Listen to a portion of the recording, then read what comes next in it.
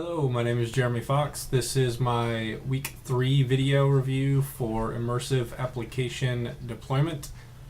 First, I am to demonstrate my local and published leaderboards. So I'll do that here real quick. First is I'll do the local. And as you can see, I have a leaderboard and a local leaderboard just to make them a little bit easier to get to. So the local leaderboard, every time that you complete a level and your score is tallied, it will save it to the local leaderboard, and then also it will try to publish it to the Game Center online leaderboard if the local player has been authenticated. So we will look at the local leaderboard, and I've already got 3 games in here completed. I got one score for 1,600 points, another for 550 points, and then another for 530 points.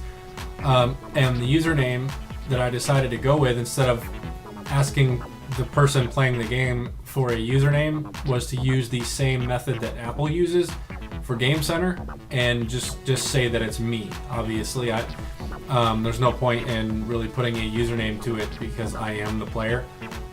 Once they start sharing scores, so like once they go online to Game Center will ask them for a specific username to be associated with their account, so it makes more sense there than having it just say me, because if everybody online said me, then nobody would know who they are. So it makes more sense in an online aspect, but in a local leaderboard, where I'm the only one that's ever going to be in the local leaderboard because it's not an online leaderboard, it only makes sense really to just say me, because there's no purpose to an actual username. So I just put me. And then as you can see, the filters are down at the bottom, which were one of the requirements. I would guess that the user would easily know how to use these, considering they're labeled. So as you can see, it says top 10 on the top, so it's only ever going to display the top 10 of whatever the filter is.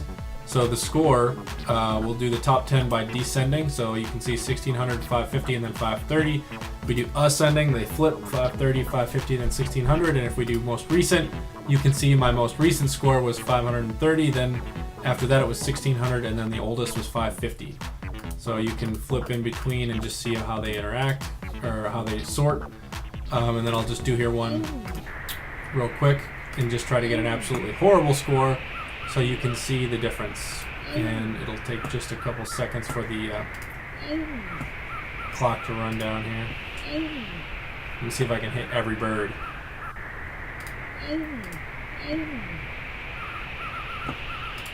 Uh-oh. Gotcha. I'm gonna go into the negatives.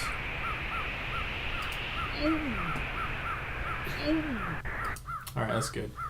Alright, so my total score after finishing the level is 490, which is obviously the lowest one.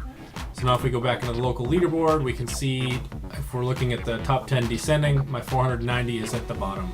If we reverse that, now it's at the top. We do most recent, it stays at the top. So now another requirement of this week was to offer social sharing of scores from the local leaderboard. So all you have to do is touch one of these cells and it'll offer you to share it. So say I want to share my highest score here. If I tap this, it'll bring up the UI activity view controller, and I can share it by email, Twitter, Facebook, or whatever social networks I'm logged into.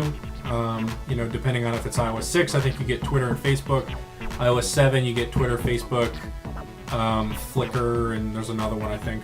So there's a few down there. So if we do Facebook, it'll automatically fill it in. Check out my score in iOS game Falling Frank. There's a typo, I guess. I should have put the in there, but the user can still edit it. So check out my score in the iOS game Falling Frank, and then that posts 1,600 points. They can put a location, an audience, and then post, and it'll show up in Facebook. Same thing for any one of these. You tap it, say I want to do Twitter, it'll do the same thing. So that's the local leaderboard and sharing. If we do let me restart the game here. Oh, I think I've already I'm gonna have to log in through settings. Let's see. Yeah, it's telling me authentication failed because I've already denied the Game Center login 3 times. So I actually have to, I think I can just do it right here from Game Center. Once I log into Game Center here, I'll be authenticated as a local player, and then I'll be able to post scores online. All right. So now I am logged into Game Center, and then if we come back into the app, there I am. Welcome back, ATL Jeremy. It's telling me it's in sandbox mode. If we pull up the leaderboard, this is an online leaderboard, so this is shared. As you can see, I don't have any challenges yet. That's next week, but the online leaderboard is there. It's saying me, just like I said before. I went with like what Game Center says for the local player, which just says me. And then I also have another account, which is ATL Jeremy 1, just so you can see that what it shows for other players of the game. So for my other account, I got 1,600. For this account, I got 1,900. So there they are. That's the leaderboards. Achievements just pulls it up as well, but it doesn't go into the achievements yet. So that is the online leaderboard. And again, if I do a new game, it'll save it to both the local and the online leaderboard. So that's pretty much it. I don't want to spend too much time on that, but that's just a quick demo of it. And then let's see, what system do you plan on using? Obviously Game Center. How many achievements do you plan on creating? Maybe 2 to 3. And then it says go over to example achievements and how the player will earn each one. That's simple. The first 2, and that's why I said either maybe 2 to 3, is because I already have the 2 in mind I want to do. The first will be a perfect level. So if the user makes it through an entire level without getting hit once by any bird, then they will earn the perfect level achievement. The second will be the power-up ninja achievement, which will be if they go through a level and collect every power-up, then they will earn the power-up ninja. And then I might come up with a third one where if they go through an entire level, if they complete a level without getting hit by any bird and collect all the power-ups all in one level, then that could be a third achievement as well.